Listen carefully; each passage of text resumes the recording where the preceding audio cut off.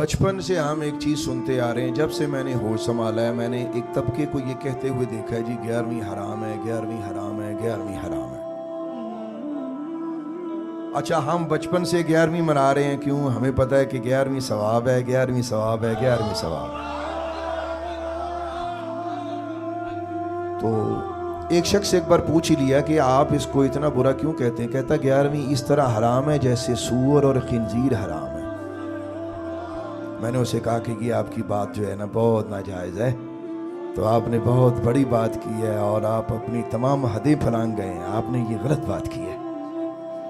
तो ये कितनी बड़ी बात है, और मेरा हौसला देखिए, मेरे चेहरे पर मुस्कुराहट देखिए, बड़ी हिम्मत से और बड़े हौसले से इसका जवाब दे रहा हूँ, ज़रा समात कीजिएगा। मैंने कहा जी भी कोई एक दलील आप इसकी दे दें, ताकि अगर ये इतना बुरा काम है, आपने इसको हराम कहा है और खिंजीर और सूअर की तरह आपने नऊज़ुबिल्लाह इसको हराम कहा है, कोई आपके पास हुज्जत हो, दलील हो, मुझे दीजिए ताकि हम भी इस हराम फेल से रुक जाएं। कहने लगा कि कुरान में लिखा हुआ है इन्नमा हर्रम अलैकुमुल मैतता वद्दमा वलहमल खिंजीरी वमा उहिल्ला बिही लिगैरिल्लाह। अल्लाह ने 4 चीज़ें हराम की हैं, उनमें से चौथी चीज़ जो है वो यही है कि जिस चीज़ पर अल्लाह के सिवा किसी का नाम आ जाए तो वो चीज़ हराम होती है। तो 11वीं अल्लाह के सिवाय गौस पाक गैरुल्लाह, तो उनका नाम उस चीज़ पे आ जाता है, तो लिहाजा ये हराम होती है। मैंने कहा आपका ये मफरूज़ा आपकी इल्मी ठोकर है। यार मेरे लफ्ज़ देखे, मेरा हौसला देखे, तहम्मुल से अल्लाह के करम से मैं इसका इल्मी जवाब दे रहा हूँ। 14 तवक रोशन होंगे, अब ज़रा गौर कीजिएगा। मैंने कहा जी आपने ये कहा कि जिस चीज़ पर गैरुल्लाह का नाम आ जाए वो हराम होती है, तो चूँकि नियाज़ पर गौसे आज़म का नाम है, कहते जी गौस तो हम कहते नहीं है। मैंने कहा आपके बड़े गिले हैं, तो वो एक एक गिला दूर होता रहेगा। चले हज़रत शेख अब्दुल कादिर जीलानी, इतना बर्दाश्त है। कहते जी ये ठीक है। मैंने कहा चले ये कह लें अश-शेख सैयद अब्दुल कादिर जीलानी। मैंने कहा पीराने पीर इतनी खूबसूरत है, उनका जो भी नाम लिया जाए वो सोना ही सोना है। आपको मेरी बात समझ आ रही? मैंने कहा मेरे मुर्शिद का नाम इतना खूबसूरत है, आप उनका इतना नाम भी लेंगे ना, हजरत शेख सैयद अब्दुल कादिर जीलानी, खुदा की कसम है इसमें बड़ा हुस्न मौजूद है। आप इल्मी ठोकर खाकर गिर चुके हैं, अगर आप पसंद करें तो मैं आपको हाथ पकड़ के उठाऊं। मैंने कहा जी आप कुरान पाक पढ़ें। कहता जी मैंने अंग्रेजी के साथ पढ़ा हुआ है, मतलब मैं अरबिक को इंग्लिश में मैंने उसका तर्जमा पढ़ा हुआ है। मैंने कहा बाप तो बड़ी अच्छी बात है, इसका मतलब है आप कुछ ज़्यादा पढ़े लिखे हैं। कहता जी बिल्कुल, मैं कोई जाहिल थोड़ा थोड़ी तरह 11वीं खान वाला। हौसले से सुने, हौसले से सुने। मैंने कहा जनाब अली आपका ये मफरूज़ा आपकी इल्मी ठोकर है, मैं आपको हाथ पकड़ के उठाना चाहता हूँ, अगर आप इजाज़त दें तो मैं आपसे कुछ बातें करूँ। कहता जी करें। मैंने कहा जी मेरा पहला आपसे सवाल ये है कि कुरान पाक की दूसरी सूरत का नाम क्या है? कहने लगा जी बकरा, द काओ, गाय। मैंने कहा आप ये बताएं कि सूरत का नाम है गाय, सूरत का नाम क्या है? यानी अल बकरा द काओ।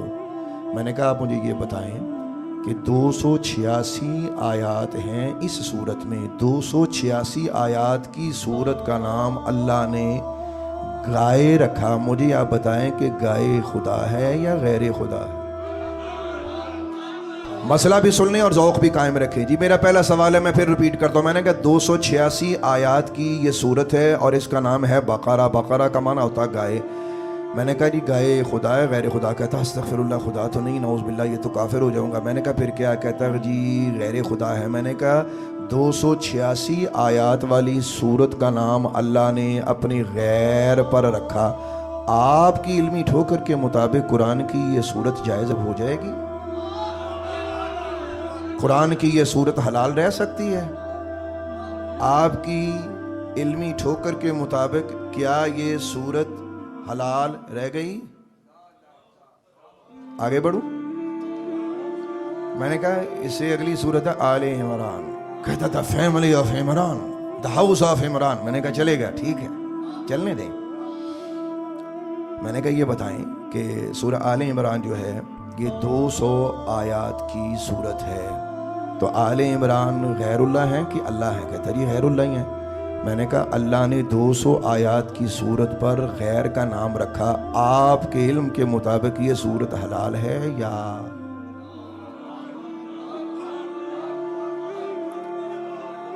میں نے کہا خواتین کے بارے میں آپ کا کیا خیال ہے؟ کہنے لگا جی خواتین کے بارے میں کچھ بڑے نظریات سخت قسم کے رکھتا ہوں. میں نے کہا بری بات ہے، خواتین کے ساتھ اختلاف کر کے بندہ گھر میں نہیں رہ سکتا، صلح کر لیں تو سیدھے ہو جائیں، تو اختلاف چھوڑ دیں اور پرسکون زندگی اختیار کریں. اور میں خواتین کا مخالف نہیں ہوں، کیونکہ مجھے پتا ہے کہ مجھے ایک عورت نے جنم دیا اور عورت وہ میری ماں ہے.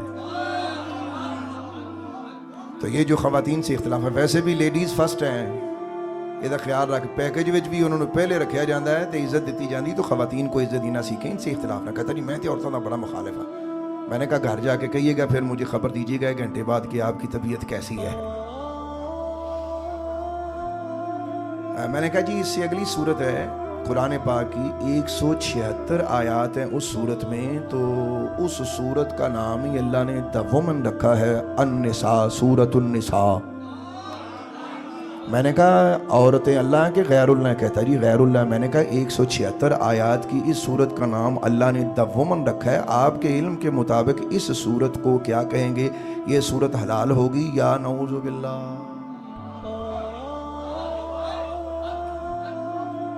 بھئی میری آواز آ رہی ہے یا آپ کو اوپر سے گزر رہی؟ اچھا غور کیجئے گا ذرا. لے جی ہم اس سے آگے بڑھتے ہیں.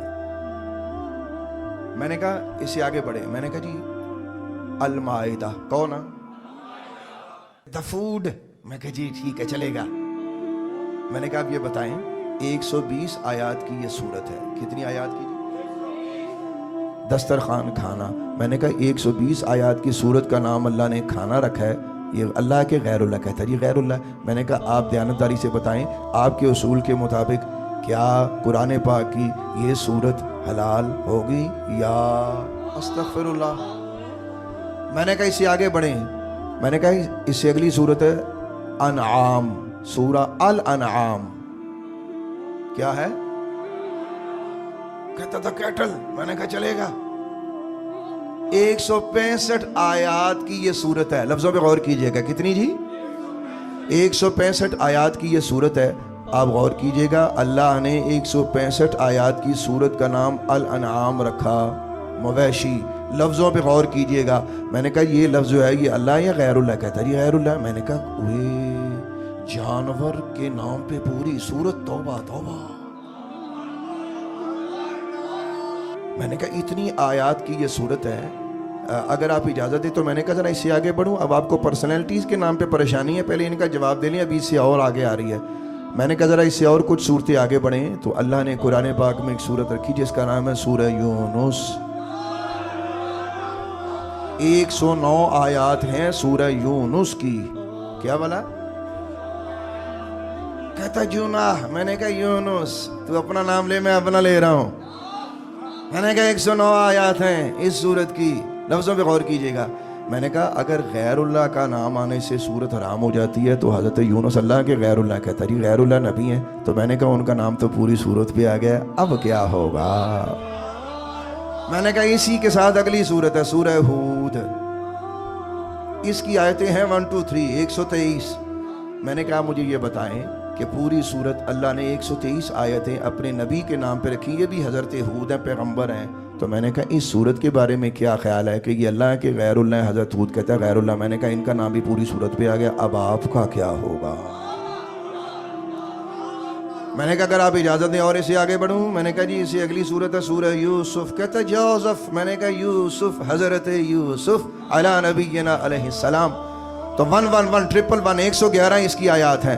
میں نے کہا غور کیجئے گا 111 آیات والی سورت کا نام اللہ نے اپنے نبی کے نام پر رکھا. آپ کے اصول کے مطابق یہ سورت حلال رہ سکتی ہے؟ ذرا بتائیے گا. اور تھوڑا سا آگے بڑھیں. ایک سورت ہے الرعد. الرعد رعد نہیں، کہتا تھنڈر. میں نے کہا دا تھنڈر. صرف تھنڈر نہیں ہے، گرج، کڑک. پنجابی چینو کہتے ہیں کڑاکا. میں نے کہا اس کی 43 آیات ہیں، 43 آیات ہیں. دا تھنڈر، گرج، کڑاکا. اللہ کی شان یہ ہے کہ خدا نے پوری صورت کا نام کڑاکا رکھ دیا. میں نے کہا یہ اللہ کے غیر اللہ. میں نے کہا یہ برداشت ہوگا؟ آپ کے اصول کے مطابق کیا فیصلہ ہے؟ سوچی بہ گیا. میں نے کہا ابھی سوچ تھوڑی سی وسیع رکھیں، ابھی اور بھی بات ہے، آگے ختم نہیں ہوئی ہے.